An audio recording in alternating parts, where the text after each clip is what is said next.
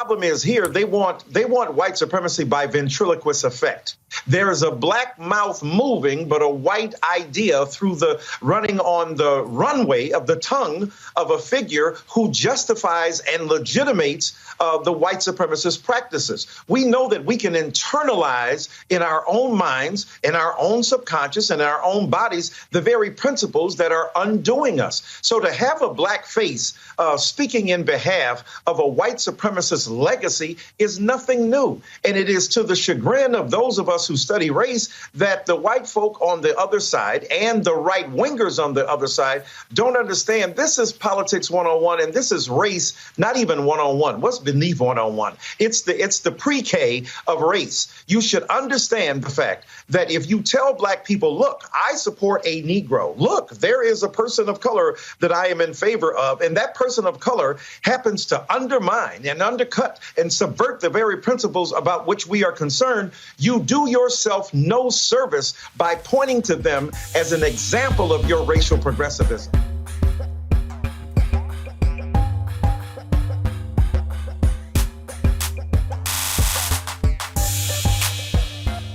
All right, everybody, welcome to Studio B. I am your host, Pastor MDH. Thank you so very much for joining us here on the set today. We got a lot of stuff to talk about,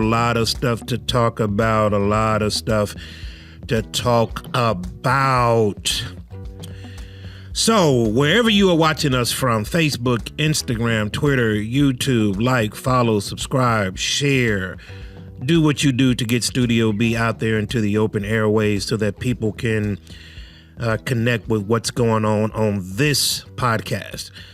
We believe be informed, be empowered. We do believe that information is power, knowledge is power, but the right knowledge is power. Truth is power. Understanding truth is power. Jesus said when Pilate asked him, what is truth? That is the question that is continually reverberating around our nation and our world.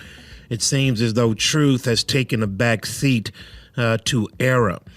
But I believe that we have a moral responsibility, a spiritual responsibility to speak truth to error. It's not always popular. It sometimes, most of the time, goes against the grain and goes against the narrative. However, we are living in a time where truth can be found if you are willing to do the work to find it. So today, I want to start with a kind of a 30,000 foot view. I talk a lot about politics. I studied politics in college. When I went to school, my first year out of high school, 1992, I went to TSU in 1993 with a major in criminal justice. I went to college with aspirations of being a lawyer. About a year and a half in, I switched my major from administration of justice to business finance. Went on a little hiatus for about a year and a half, got back into school. And when I got back in school, I started taking courses of political science. I've always been into politics to a degree. And even more so now in my later years, I am becoming more and more in tune with it because I understand the connections, all of these tentacles that are connected to policies and things that are passed in the upper levels of Washington and how those things trickle down to the average Joe's home. And it may not be within the first year, it may not be within the second year, the third year, but eventually policies trickle their way down to Main Street. Understanding how a decision that is made in the House of Representatives or in the halls of Senate, how those decisions will eventually make their way down to my home is absolutely essential. And so this is one of the reasons why I tell people to understand the issues. I understand that it can get, convoluted. I understand that there could be a whole lot of political jargon that kind of drowns the issue. I understand that it can be kind of I understand that you want to tap out sometimes because it's so much talk going on out there, but I think it's imperative that we understand the issues. A couple of months ago, I made the case of faith and politics and how these two sectors blend together. And I said during that podcast that if you want to split the room, there's two conversations that you need to have. One is about politics and the other one is about religion. Anytime you have any one of those two conversations, you're going to polarize the room to the right, to the left, or to, in Christian circles, to believers, to non-believers. These are two topics that raise a lot of eyebrows and get people heated in a way that otherwise they would not. Politics and religion. And so a couple of months ago, go back and find that podcast, I made the case of how politics and religion actually merge together and gave you cited cases within the text of how faith and politics merged and sometimes even collided. Even when times in the Old Testament and in the New, there are examples throughout both books of where politics and faith seamlessly joined together. And there are times in which politics and faith met head on, right? And there are examples that are prolific all throughout the scriptures. And so I said for Christians, it is important that we understand politics and not understand politics from what, Fox News says or MSNBC says or CNN says or whatever your local favorite channel may say. I'm talking about going down, diving into the weeds and actually finding out the meat and potatoes of what's going on. So what I personally do is block out all of those major news networks and I look at C-SPAN. C-SPAN is actually a network that shows you from beginning to end the entire process of whatever bill, whatever policy is getting ready to pass. The infamous infrastructure bill that just passed a couple of days ago. It'll show you the debates. It'll talk about the merits of the bill, all that's in it, all the pork, all of the this and the that. It's all in there. And then making a decision once you have the right information to how you're going to vote or how you're going to stand on that particular issue. So I start with that because I am still amazed that here in 2021, almost at the close of the year, that we are continually divided in a way that I believe just breaks God's heart. That we are a nation that has continually fighting the same war over and over and over again. So when I talk about politics, when I talk about all of the issues that you're watching on your couch at 10 o'clock, at 6 o'clock news, what I try to do my best as everybody, and it maybe doesn't work all the time, but I try my best to give you a concise, well-researched commentary on those particular issues.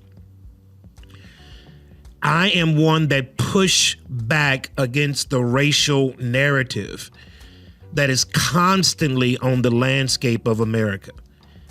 That everywhere you turn, under every rock, under every problem, under every social ill, there is racism.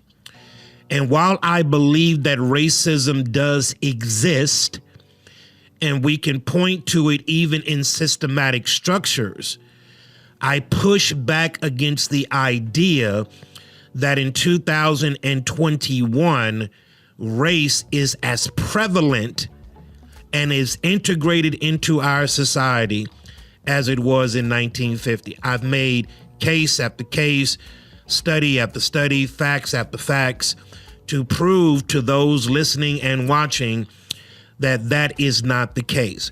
But no matter what, we are always talking about race. There's a story that has been widely misrepresented and even underrepresented. There is a young lady by the name of Winsome Sears. Most of you have never even heard of her. This young lady just won the lieutenant governorship of Virginia on last Tuesday. Winsome Sears. Winsome Sears is an immigrant who migrated to America in 1963 from Jamaica. Her family migrated to America in 1963 from Jamaica, actually from a part that we have done mission trips on. So she came from Montego Bay, around that area. We actually did mission trips to Bamboo, Jamaica, which is right outside of Montego Bay, up into the mountains. So Miss Winsome Sears is an immigrant from Jamaica who came to America in 1963. Winsome Sears, of course, is black. She's all the way black.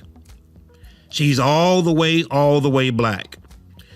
Winsome Sears, when she got over here, her dad stressed the importance of education because the education that she was afforded in America was not afforded in Jamaica. So she took advantage of the educational system, went on to go to college. She graduated, did wonderful.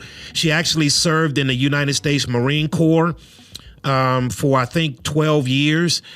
So she is a veteran of the United States Armed Forces. And this particular lady on last Tuesday in Virginia won the lieutenant governorship, the first woman of color to win the governorship in the state of Virginia. So when she came over, she did very well in school. She went on to college. She got her degree. And then she eventually wound up serving in the the United States Marine Corps for, I believe, 12 years. So she came over in 1963, immigrated over from Jamaica, went on to college, do wonderful things, went on to the United States Armed Forces, served our country, and did very, very well. Well, on last Tuesday, Ms. Winsome Sears became the first black woman to be elected lieutenant governor of the state of Virginia.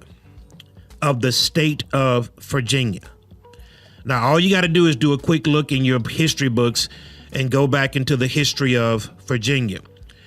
Can I tell you why most of you listening have never heard about Winsome Sears being the first black woman to win the lieutenant governor of the state of Virginia? It's because she's a black conservative. That's why you haven't heard of her. Because the narrative is black people can't be conservative.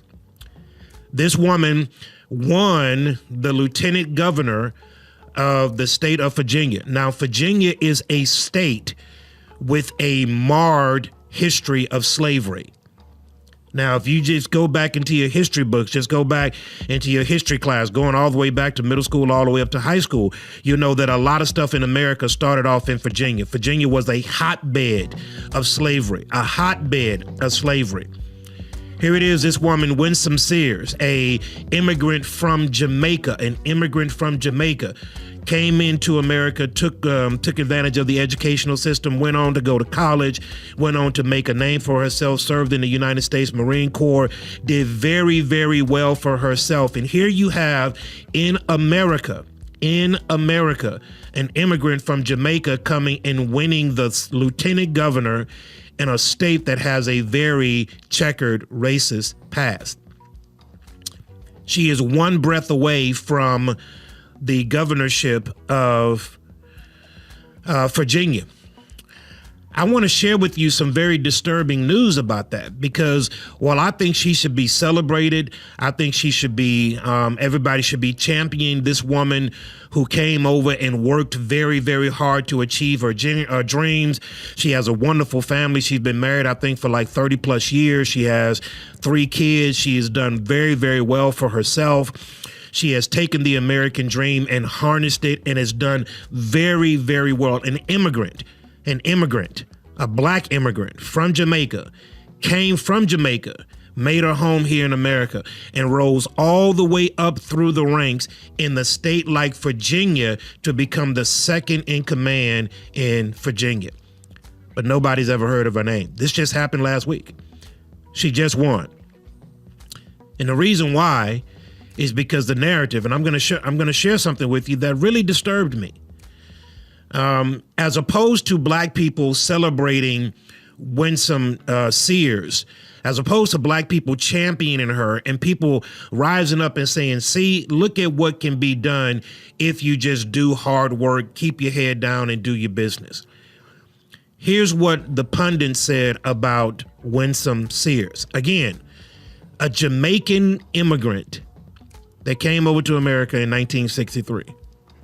Here's what Michael Eric Dyson said on MSNBC on the Joy Reid Show. Winsome Sears is white supremacy by ventriloquist. He says she is a black mouth filled with white lies.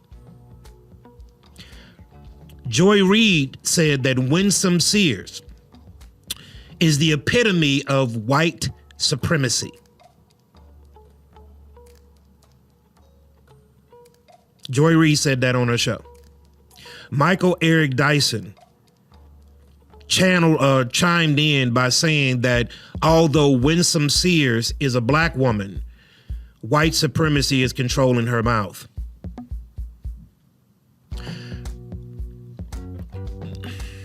There's so many things that bothered me about this story when I heard of it, because this narrative is, and I want you to, as I try to clearly articulate this. Here is a woman, an African American woman, a Jamaican American, who migrated over here to the States, who did very, very well for herself, rose up through the ranks, and eventually won the lieutenant governorship of Virginia. A black woman with the same skin as this woman said, forget about the accomplishment of working hard. Forget about serving our country. Forget about all the hard work that was done to get you to a place where you could run and ultimately win. Forget about all that. Because you don't share the same ideology as I have, you are a white supremacist, even though you're black. Because you don't share the same party affiliation that I have, then you're a racist, even though you're black.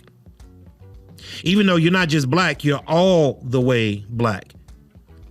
So even in something as historic as Winsome Sears winning the lieutenant governor of a racist state that has a checkered past, as opposed to celebrating that, right? And that doesn't wipe out racism all throughout the 50 states of America. No, not by any stretch of the imagination.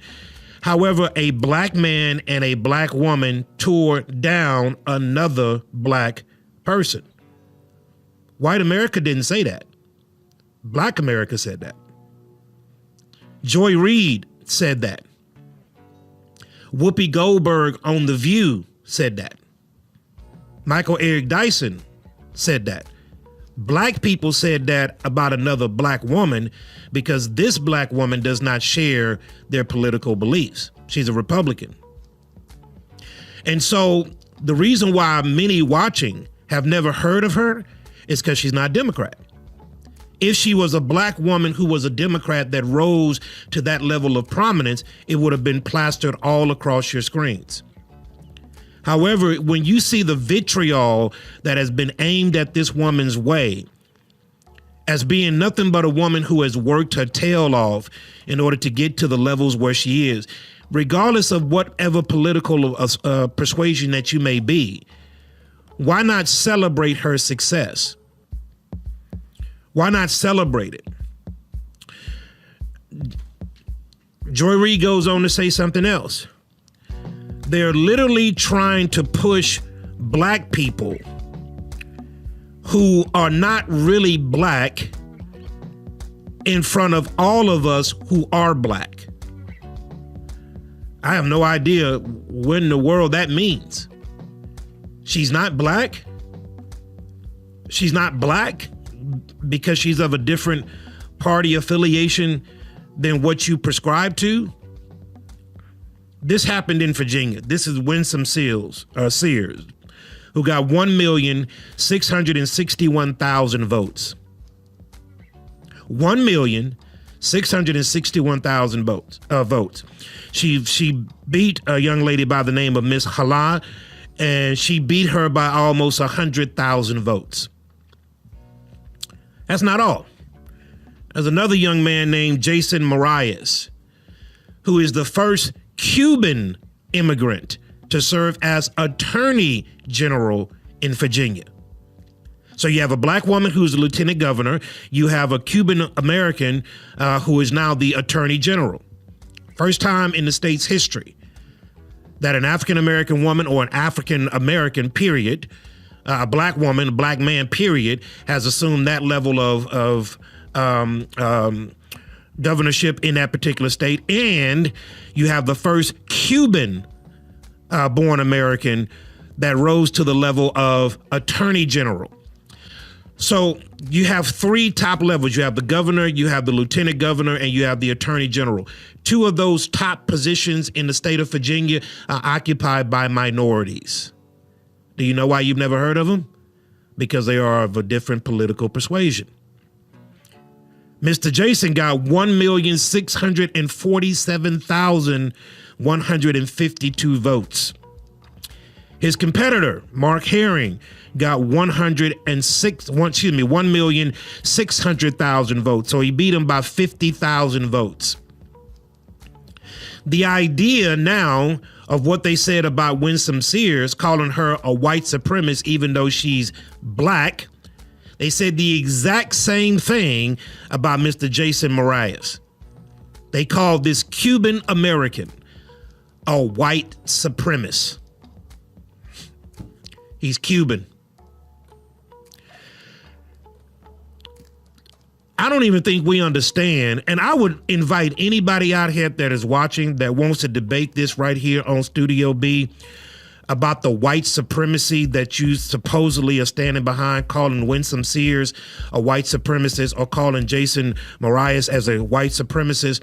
I want to sit down here and have a logical conversation with you, because we have no idea what white supremacy is. But this is the narrative. This is why it's so disgusting to me. This is why we can't have authentic conversations. This is why you can't take these people seriously. This is why you can't have a real conversation around race, because they say crazy stuff like this. This is the reason why we can't sit around and actually dive into issues that need to be discussed, because we're having stupid conversations like this. This is crazy. And if you got any sense, if you've been to school any length of time, if you got past the fifth grade, if you got past the third grade, this kind of talk is foolish. But it's par for the course. It's continuing to drive a wedge into the heart of America to say to people it's black versus white, it's white versus black. But I mind you and tell you, it's not white people that said that. Black people said that about their own people. Listen, I don't mind. I know there's people out there that don't agree with me. Do you, babe? Do you? I go home to 5 people that love me regardless. Okay, I'm not going to lose any sleep by people that don't agree with me. I promise you that. I've been at this thing too long. But when we need to have real conversations, we can't, because we're talking in jargon like this. Today, after this podcast, I go meet with 2 very prominent white men here in Houston, Texas, 2 CEOs of very large companies here in Houston, Texas. We're going to go have lunch, and we're going to talk about some things that was talked about at Houston's First Baptist Church last week, where I went to go speak at. And we're going to have some conversations with 2 men that don't look like me, that don't come from the same background as I come from. The only thing that we share is Jesus, family, and all that other good stuff. These are people that have difference of political opinions than I do, but we're going to sit down at a table and have a discussion. A real discussion. Not media hype, not clickbait. What I will tell you is that when Winsome Sears heard about this with Joy Reid, Miss Winsome Sears issued a challenge to Joy Reid to have Joy Reid have Winsome Sears on her show so that Joy Reid can talk to Winsome Sears personally, to which Joy Reid declined the invitation because she doesn't want to hear a story. She doesn't want to hear the story about a Jamaican immigrant coming to America and taking advantage of the things in which he did and rising and working and doing what she needed to do in order to win this particular election. I think it's absolutely sick that we can't have real, authentic conversations. And I'm going to continue to tell you, I'm going to look straight here in this camera and tell you this. Race is not a big deal is what they're making it out to be. Are there racist people? Yes. Is that bothering you in your everyday life? I want you to sit down and tell me how. I want you to sit down and tell me how. Because I got pulled over by a cop 3 days ago, by a white cop. Made it home.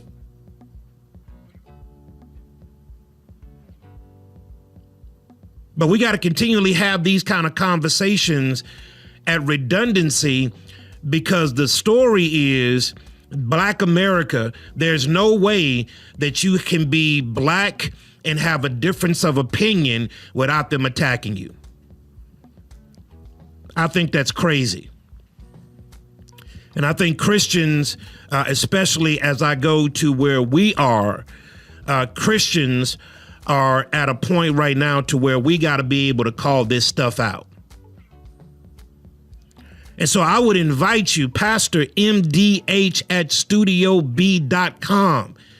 to email me if you want to have a conversation about this on the set of Studio B. I would invite you to call me so that we can talk through these issues. And let's talk through them. You tell me why you are being systematically oppressed in your particular area. I want you to make a case of how racism is stopping you personally. Not what you see on the news, not all the stuff that you're seeing over there. I want you to tell me personally how racism is affecting your everyday life. How is it affecting you from not making money? How is it affecting you from going to school and getting a degree? How is it affecting you from starting a business? I want you to be able to sit here at this set and tell me why those things are so. Because I would dare tell you that a lot of the stuff that we're hearing right now, as I shared with a young man last night at the end of men's Bible study, the people in my circle, the people that are in my circle, the Black people that are in my circle, talk to them. See, I don't hang around people that lean on excuses. The people in my circle are moving and shaking and doing things. They're out there making moves. They're out there creating industry. They're out there providing for their families. They're out there making a mark on the world. The people in my circle are doing that. I can put my hands on people who come from nothing and who are something right now in every aspect of my life. Not just one, not just two, not just three, not just four, not just 10, not just 12, not just 20, not just 40. I can put my hands on a lot of people who come from nothing and they are now something. They have built up, they have worked hard, and they have achieved certain things in this particular country. And I can put my hands on a lot of them. But I find it very difficult and very insulting for someone to sit up here and tell me that the same thing that my grandmother was going through, you going through. The same thing that my grandmother was going through, the same thing my great-grandmother was going through, the same thing my great-grandfather was going through, that's what you're going through right now? Man, come on. But this is, I remind you, this is another Black person talking about a Black person. This is another black person that is talking about another black person. So I will say, as I put on my Facebook and my Instagram and my Twitter posts, congratulations, Miss Winsome Sears. Your hard work has been paid off. And I forgot to tell you that she is a lover of Christ Jesus. She is a lover of God. So I want to congratulate you for winning the lieutenant governor of Virginia on last Tuesday. Kudos to your hard work and your dedication. So forgive me on all that. Not forgive me on all that, because I don't mean to go off on a rant on it. I just, for the life of me, cannot understand why we love excuses as much as we do. I don't understand why people will not hold themselves accountable. The only reason you're not where you are or where you want to be in life is not because of what somebody else is doing to you or what somebody's holding you back from. You are responsible for that. Why don't you fall on the sword? Why is that so bad to get people to take personal accountability for their actions, especially in 2021? Especially in 2021. Why does everything have to be somebody else's fault? I don't understand it. I really don't. That's not the way that I raise my children. That's not the way that I raise my children. And by the way, that you're not going to be able to get away with that on the great getting up day on Judgment Day. No excuses given on that day. God's going to hold us personally accountable for the acts that we've done in the body. It's a biblical precedent. And so while we got all of this stuff going on in 2021, we have the most diverse Congress that we've ever had. We have people, minorities at the top levels of government and industry who are minorities. But for the life of me, we still as racist as we've ever been all the way back to 1863. So on another note, as my time is coming to a close, I had a conversation on last Wednesday. You guys know that I'm deeply connected to Haiti, and what's going on in Haiti right now is really bothering me to the depths of my being. You know that 3 weeks ago, 17 U.S. missionaries got abducted, kidnapped in Haiti. And they're asking for $1 million per missionary in order to release those missionaries back to their families. No leeway nothing has transpired since then. There's a high likelihood that those particular missionaries were captured by gangs, especially coming from an orphanage back into Port-au-Prince to go to the airport in order to fly out. Port-au-Prince right now is a hotbed of confusion and violence. And it is a place where they have really settled in, where gang violence have really settled into that particular region in Haiti. When you go to the northern part of Haiti, it is not so bad. When you come down to the Port-au-Prince area, which is the capital of Haiti, it gets really dicey there. And so we have not been able to send any missionaries. And truth be told, we're probably not going to be able to send any missionaries there for the next year or so, maybe next 2 years. Because of the volatility happening in that particular area. But I am in contact with a lot of pastors and people that I know in that area, considering back in July, Jovenel Moise got assassinated, their president. They pushed the presidential elections that was supposed to happen in September of 2021. They pushed that back to September of 2022. You have a lot of different people that are jockeying for the vacuum of power that has been created in Haiti. And you have a lot of violence. Not just the 17 missionaries that have been kidnapped 3 weeks ago, but within the last 2 months, over 400 children have been abducted in Haiti. And I'm talking about just walking to and from school, walking to the store, wherever it may be, have been abducted into Haiti. Haiti is quickly becoming a failed state. And this failed state is going to create a vacuum for the evil powers that be to fill that space that has been vacated. And so I ask, just as a point of reference, to keep Haiti in your prayers, because I struggle with Haiti.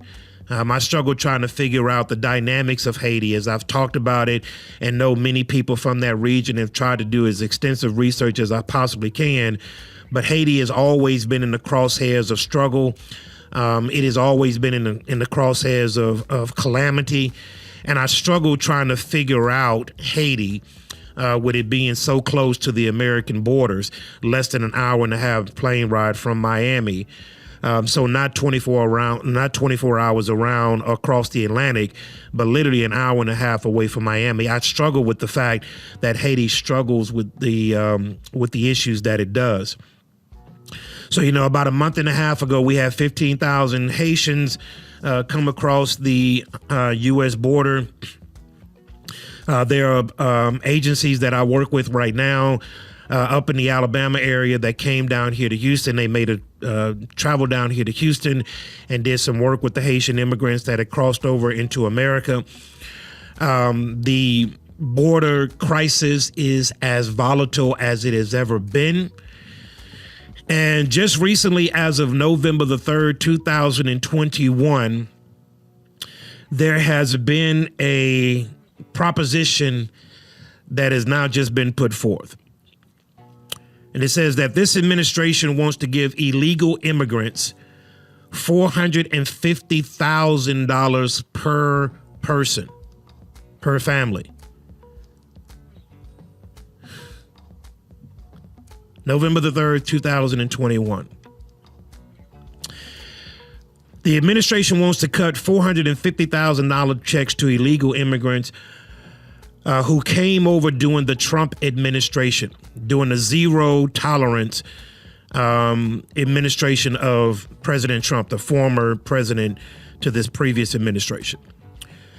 Of those immigrants who came over illegally, by the way, some 3,000 of them will be eligible for checks of $450,000 per person.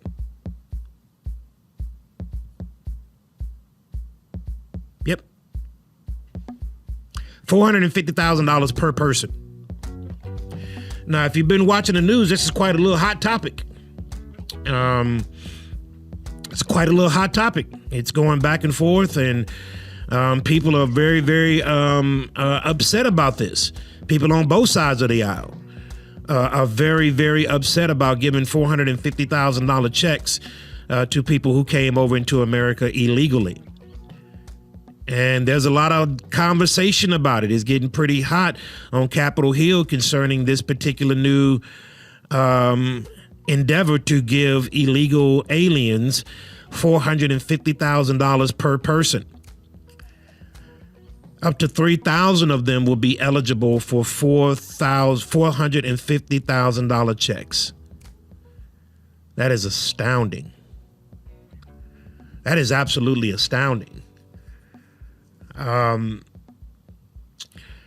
don't want to give the date because our dates are conflicting. I have a young man who is from Haiti, who is a very good friend.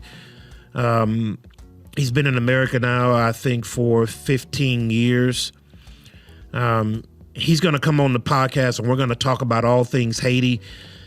We had a conversation last week about this, and he's going to give some perspective about Haiti that really kind of shed some light about what's going on internally. Of the 3,000 people that are eligible to get these $450,000 checks, not one of them is Haitian. Not a single one of them is Haitian. Of the $450,000 of the checks of $450,000 going to per person, per family. So I want you to think about this. If a family has 6 individuals in it, each person, regardless of age, gets $450,000 per person, per family. I just want you to think about that number. The average American right now makes $50,000 per year. And we are going to give $450,000 check to people who came over here illegally.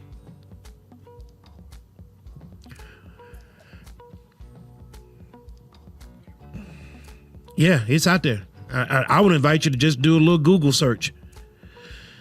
It was in the White House press briefing yesterday and on Friday. This is gathering a lot of steam and making a whole lot of people on both sides of the aisle very uncomfortable, because that $450,000 per person is paid for by taxpayer dollars. Yeah, I know you got you a little $3,000 stimulus check and you was really happy about that. But $450,000 for people who have come across our borders illegally is quite a task. I made a call and a follow-up call and recently got a response. It was, I'm not going to say a generic response because it did have my first name in it, so I don't think it was an auto-generated response. I sent a invitation to a person, to a prominent person about this particular issue because I wanted to talk about it, to have them on the podcast to talk about this specific issue and what that looks like. So I got a response. It wasn't an auto-generated response. At least I don't think it was, because it had my first name in there. And it didn't just have, Marcus, comma, and then X, Y, and Z. But I think it was a response that was a typical response, but not auto-generated.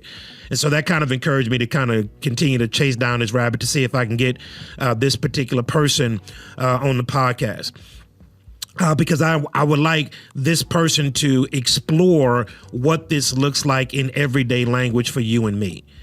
The $450,000 check that's going out to illegal immigrants who have come across the southern border illegally and are now eligible to get $450,000 per person. And I want to hear about that from the legislative side of someone who works in that particular arena. That's going on right now in the halls of Congress, being debated back and forth.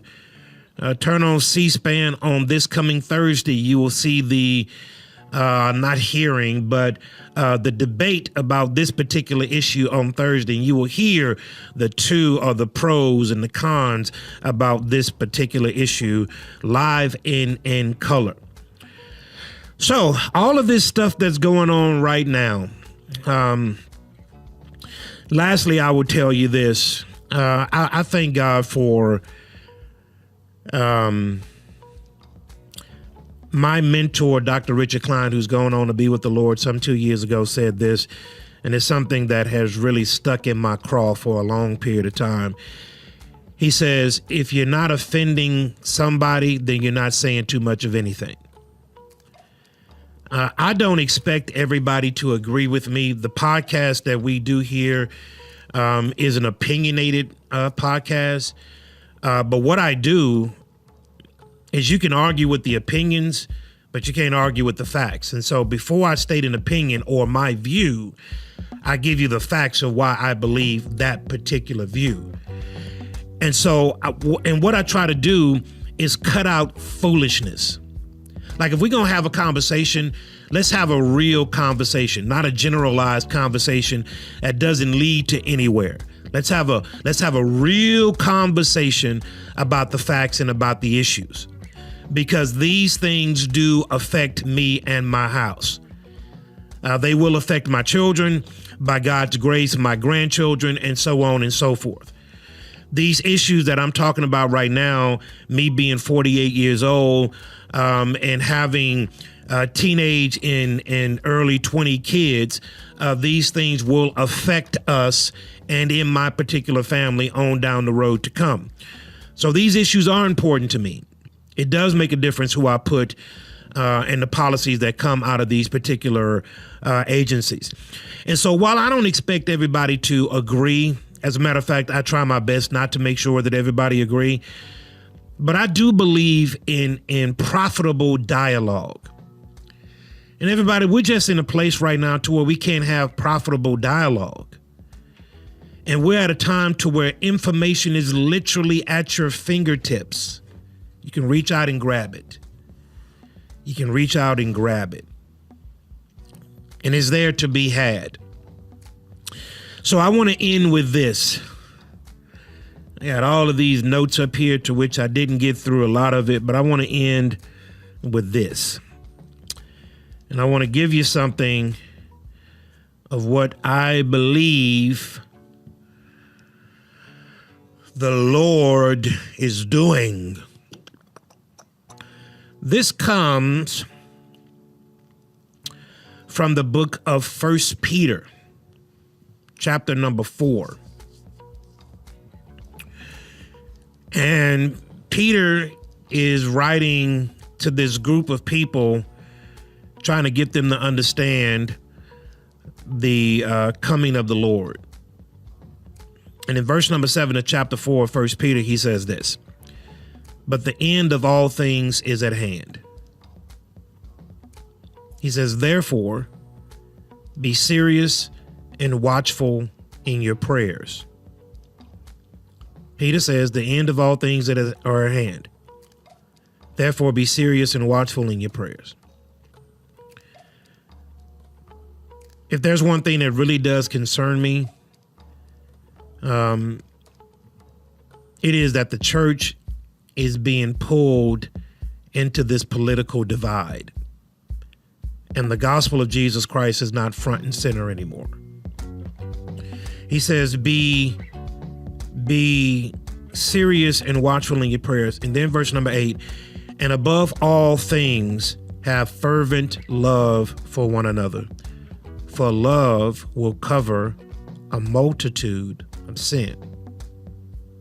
That message is lost because hate is being propagated. He further says, "Be hospitable to one another without grumbling.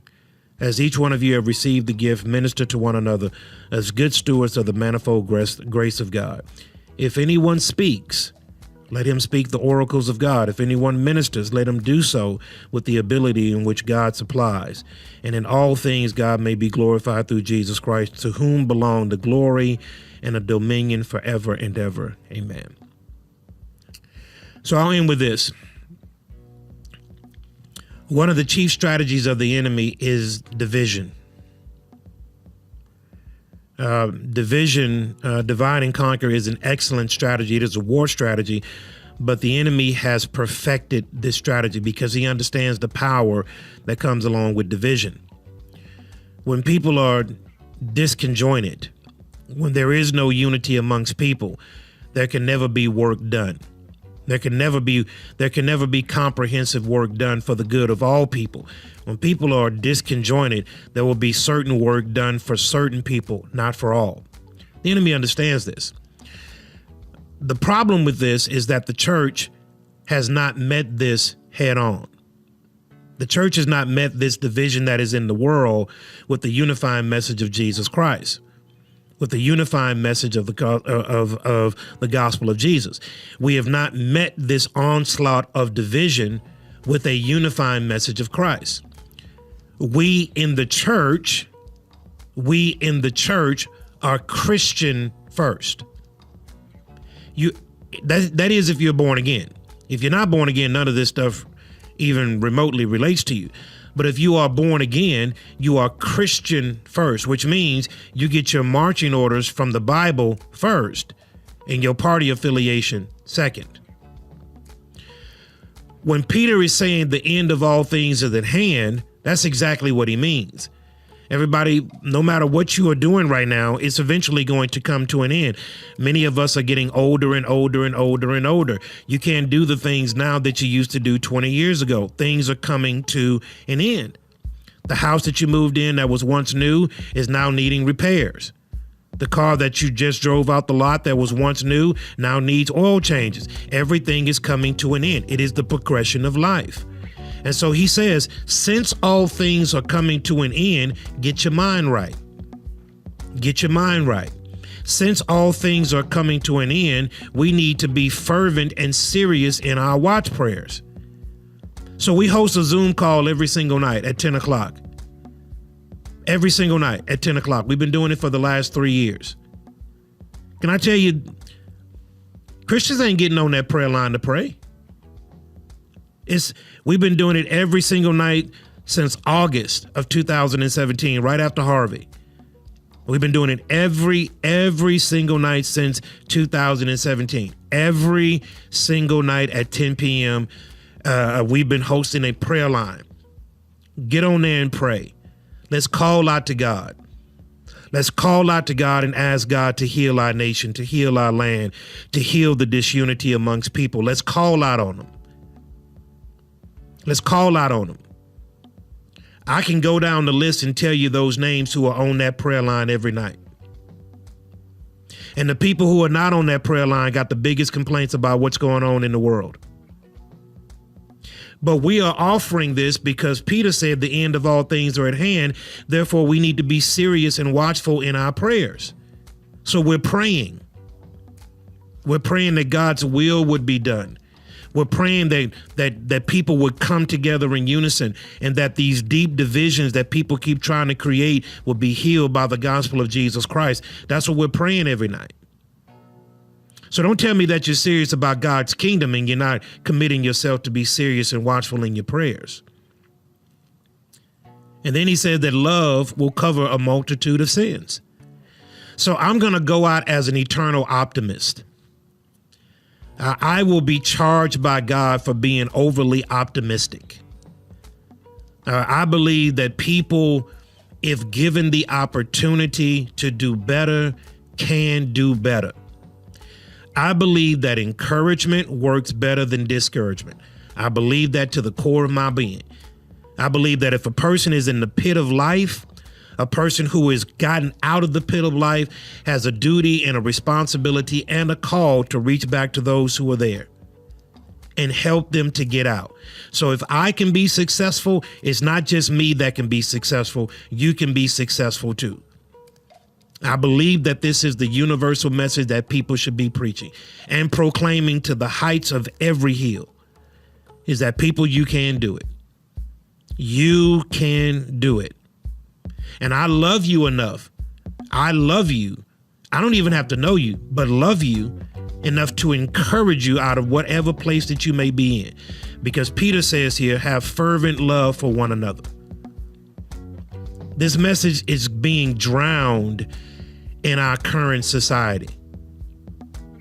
Like, how could you, the Bible says, how in the world can you love God whom you've never seen, but hate the person that's made in God's image? The Bible calls you a liar.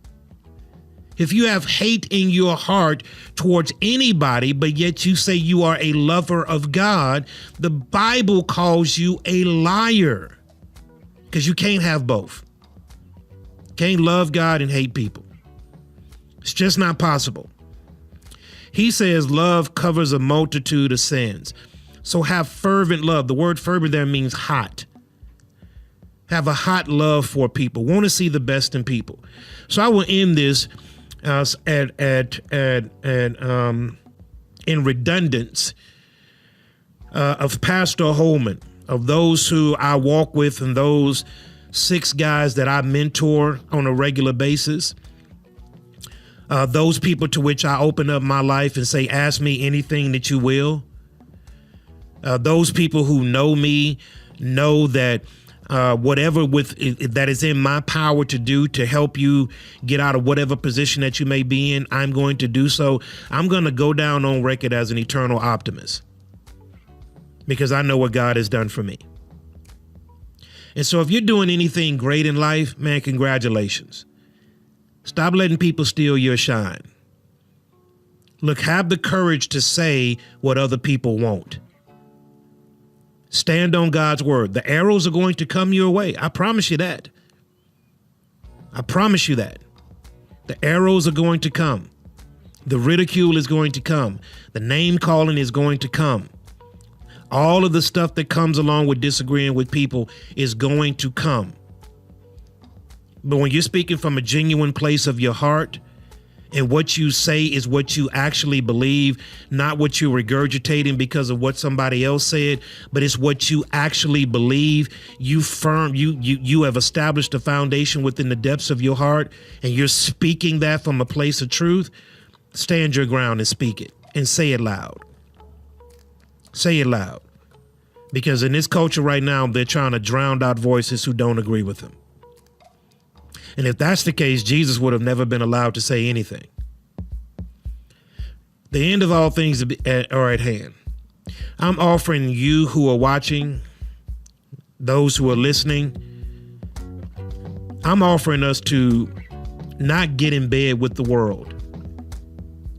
I'm offering us to have a different message than that which is constantly being thrown our way. Have a different message. And help people. Don't talk down on people. Help them if it's within your power to do. God is a good and a gracious God. I believe it to the depths of my being. God believes it to the depths of his being, because he says this, that with God, all things are possible. That's what he told me. And therefore, I'm going to go out there and I'm going to move mountains. I'm going to go out there and make a name.